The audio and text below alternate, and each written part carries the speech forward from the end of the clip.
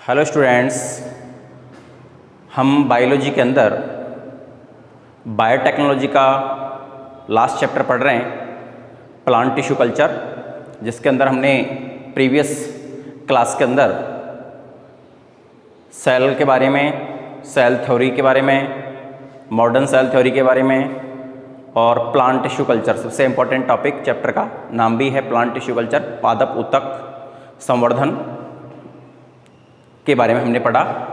और आज हम पढ़ेंगे methods of gene transfer in plants.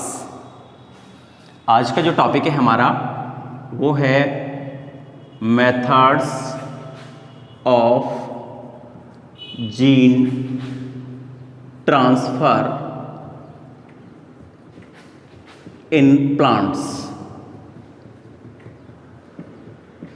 यानी पौधों के अंदर हम जीन का ट्रांसफ़र कैसे कर सकते हैं, जीन्स का ट्रांसफ़र किन किन टेक्निक्स से किया जा सकता है। इसके अंदर हम दो टेक्निक्स के बारे में पढ़ेंगे, यानी हम इनडायरेक्ट मेथड से जीन ट्रांसफ़र कर सकते हैं या डायरेक्ट मेथड से भी जीन का ट्रांसफ़र कर सकते हैं प्लांट्स के अंदर। सबसे पहले अगर मैं बात करूं इनडायरेक्ट मेथड की, तो इसके अंदर हम इनडायरेक्टली इट मीन्स वेक्टर या वाहक की सहायता से जीन का ट्रांसफ़र करेंगे।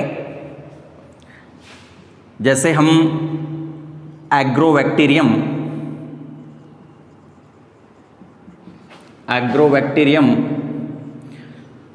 से प्राप्त वाहक के द्वारा जीन का ट्रांसफ़र कर सकते हैं। इसी के अंदर कुछ वायरस रिलेटेड जीन ट्रांसफ़र भी आता है। इसके अंदर दो वायरस ग्रुप्स हैं, एक तो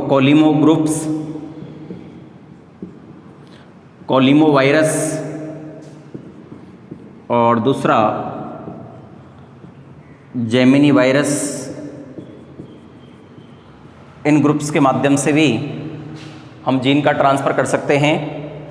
नेक्स्ट पढ़ेंगे हम direct methods of gene transfer in the plants. ये इम्पोर्टेंट मेथड्स हैं जीन ट्रांसफ़र के प्लांट्स के अंदर, जिनको हम टू कैटेगरीज के अंदर या टू ग्रुप्स के अंदर डिवाइड करते हैं।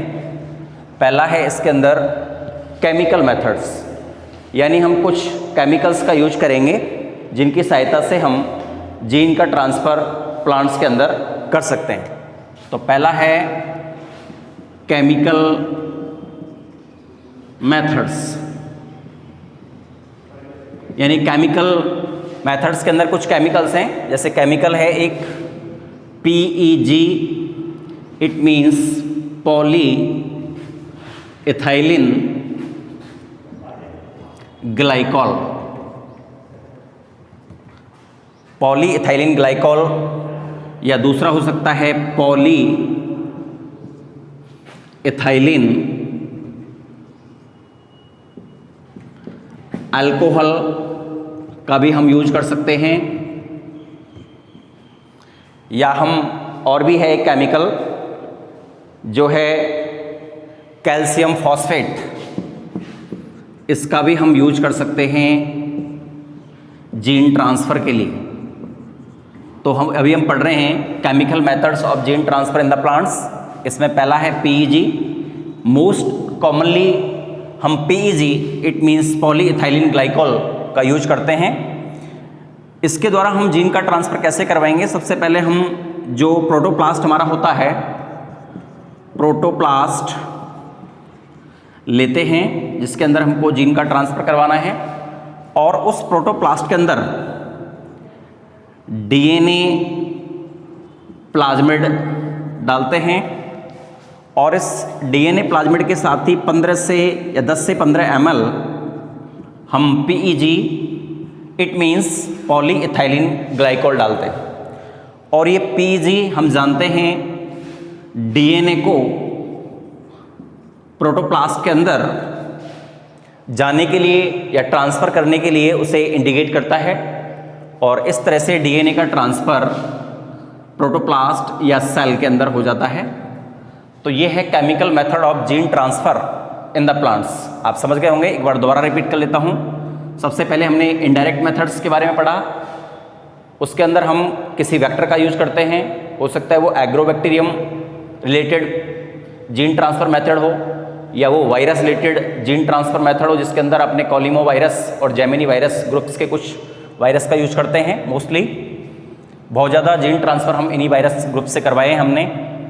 नेक्स्ट है केमिकल मेथड्स, इसके अंदर हम PEG, polyethylene glycol, polyethylene alcohol, calcium phosphate, इन केमिकल्स का यूज कर सकते हैं डीएनए या जीन ट्रांसफ़र के लिए। किस तरह से करते हैं वो मैंने आपको बताया। सबसे पहले हम प्रोटोप्लास्ट लेंगे, उसके अंदर डीएनए प्लाज्मिड डालेंगे जिसको हमको ट्रांसफ़र करना है, और उसके अंदर 10 से 15 ml पीईजी फॉस्फोइथाइलिन पॉलीइथाइलिन ग्लाइकॉल डालेंगे, जिससे डीएनए का ट्रांसफ़र हो जाएगा सेल के अंदर या प्रोटोप्लास्ट के अंदर। तो ये सारी केमिकल मेथड्स हैं जीन ट्रांसफ़र की। और अभी पढ़ेंगे हम फिजिकल मेथड या कुछ भौतिक विधियाँ जो इम्पोर्टेंट भी हैं।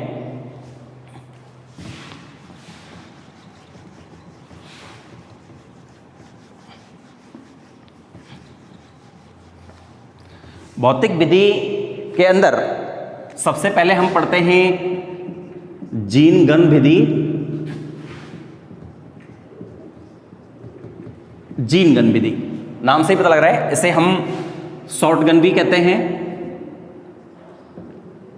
इसे हम माइक्रो प्रोजेक्टाइल मेथड भी कहते हैं। इसके अंदर एक गन होती है, जीन गन होती है या माइक्रो प्रोजेक्टाइल होता है इस तरह से, और इसके अंदर हम जीन को फिल कर लेते हैं। ये माइक्रो प्रोजेक्टाइल है और ये टारगेट सेल है। इस टारगेट सेल के अंदर हमको जीन को ट्रांसफर कराना होता है माइक्रो प्रोजेक्टाइल की सहायता से। तो इस विधि में हम कुछ माइक्रो पार्टिकल्स लेते हैं। क्या लेते हैं? माइक्रो पार्टिकल्स, यानी कुछ सूक्ष्म कण लेते हैं जो सोने या जो गोल्ड या टंगस्टन यानी सोने या टंगस्टन के बने होते हैं। ये 1 से 3 माइक्रोमीटर व्यास होता है, इनका डायमीटर होता है जो 1 से 3 माइक्रोमीटर होता है। ये गोल्ड या टंगस्टन के बने हुए पार्टिकल्स होते हैं जिस पर हम डीएनए को लपेटते हैं चारों तरफ इन पार्टिकल्स के ऊपर, और इस माइक्रो प्रोजेक्टाइल या जीन गन के द्वारा एक प्रेशर से टारगेट सेल के अंदर इनको हम इंसर्ट करा देते हैं, और इस विधि को हम कहते हैं जीन गन, शॉर्ट गन या माइक्रो प्रोजेक्टाइल मेथड। आप लोग समझ गए होंगे, वेरी इंपॉर्टेंट मेथड है जीन ट्रांसफर की। माइक्रो प्रोजेक्टाइल की सहायता से गोल्ड या टंगस्टन के पार्टिकल्स पर डीएनए को लपेटकर, जो कि 1 से 3 mm डायमीटर के होते हैं, तेजी से टारगेट सेल के अंदर ट्रांसफर करवाना जीन गन मेथड विधि कहलाती है। दूसरी हम पढ़ेंगे वैद्युत छिद्रण, हिंदी में कहते हैं वैद्युत छिद्रण और इंग्लिश में इलेक्ट्रोपोरेशन। इलेक्ट्रोपोरेशन नाम से ही पता लग रहा है, मैंने फर्स्ट क्लास के अंदर बताया था आपको, mostly techniques, mostly systems and mostly topics of biology related to plants and animals, वो टॉपिक से ही क्लियर होते हैं, यानी प्रैक्टिकली हम उनको फील कर सकते हैं और टॉपिक से क्लियर होते हैं। जैसे इलेक्ट्रो, इट मीन्स इलेक्ट्रिक के द्वारा, पोरेशन इट मीन्स पोर या छिद्र। पता लग गया होगा आपको, इलेक्ट्रिक के द्वारा हम क्या क्रिएट करते हैं, पोर या छिद्र, और उसके अंदर डीएनए को इंसर्ट कराते हैं। तो इसके अंदर सबसे पहले प्रोटोप्लास्ट लेते हैं। प्रोटोप्लास्ट को हम जीव द्रव्यक कहते हैं, जीव द्रव्यक लेते हैं और इस जीव द्रव्य को इलेक्ट्रिक फील्ड में ले जाते हैं। जैसे ये इलेक्ट्रिक फील्ड में जाएगा तो इसके अंदर एकदम से कंपन या वाइब्रेशन होगा बहुत तेज, और इस वाइब्रेशन या कंपन के द्वारा ही इसके अंदर इसकी जो मेम्ब्रेन है उसमें छिद्र बन जाएंगे, छोटे छोटे अस्थायी छिद्र होते हैं ये। इन छिद्रों के अंदर फिर इसको हम डीएनए के पास ले जाते हैं, जीन्स के पास ले जाते हैं, और ये जीन वाइब्रेशन के कारण इन पोर्स के अंदर एस्टेब्लिश हो जाते हैं, सिचुएटेड हो जाते हैं, स्थित हो जाते हैं, और एटलीस्ट ये प्रोटोप्लास्ट के न्यूक्लियस तक पहुंच जाते हैं। ये जीन ट्रांसफ़र की ही एक इम्पोर्टेंट विधि है इलेक्ट्रोपोरेशन। मोनोकोटिलिडन्स या मोनोकॉट प्लांट्स के अंदर इस विधि का यूज हम मोस्टली करते हैं। नेक्स्ट पढ़ेंगे हम थर्ड मेथड, तीसरी विधि। अभी आपने दो विधि पढ़ी है, तीसरी विधि पढ़ेंगे हम लिपोसोम मीडिएटेड जीन ट्रांसफर, यानी लिपोसोम्स के द्वारा जीन ट्रांसफर करवाना। लिपोसोम्स को मैं कह सकता हूं ये वशीय या फैटी मॉलिक्यूल्स होते हैं, वशीय अणु होते हैं, जिसके अंदर हम वाटर और डीएनए भरा होता है। इनके अंदर वाटर और डीएनए, इनको हम प्रोटोप्लास्ट के पास ले जाते हैं। जब ये प्रोटोप्लास्ट के पास जाते हैं तो जो फैटी मॉलिक्यूल्स हैं, जो फैटी मॉलिक्यूल्स हैं वो प्रोटोप्लास्ट से चिपक जाते हैं, और एटलीस्ट जो डीएनए है वो प्रोटोप्लास्ट के न्यूक्लियस के साथ अटैच हो जाता है। तो ये थर्ड मेथड है हमारा जीन ट्रांसफ़र का। और लास्ट पढ़ेंगे हम चौथा मेथड, वो है फोर्थ मेथड, वो है माइक्रो इंजेक्शन मेथड। जो चौथा है वो है माइक्रो इंजेक्शन मेथड। ये भी नाम से ही पता लग रहा है, माइक्रो मीन्स बहुत छोटा, इंजेक्शन ये डायरेक्ट विधि है जीन ट्रांसफ़र की। इसके अंदर हम एक कांच की या ग्लास की एक नीडल लेते हैं जो बहुत ही पतली होती है, जिसका डायमीटर लगभग 0.5 माइक्रोमीटर के समथिंग होता है। इस माइक्रोपिपेट के माध्यम से ये माइक्रोपिपेट है, इसके माध्यम से डायरेक्ट टारगेट सेल के अंदर हम टारगेट सेल के न्यूक्लियस के अंदर हम डीएनए का ट्रांसफ़र करवाते हैं। इसीलिए इस विधि को हम माइक्रो इंजेक्शन मेथड कहते हैं। मोस्ट कॉमन विधि है प्लांट्स एंड एनिमल्स सेल के अंदर जीन ट्रांसफ़र के लिए।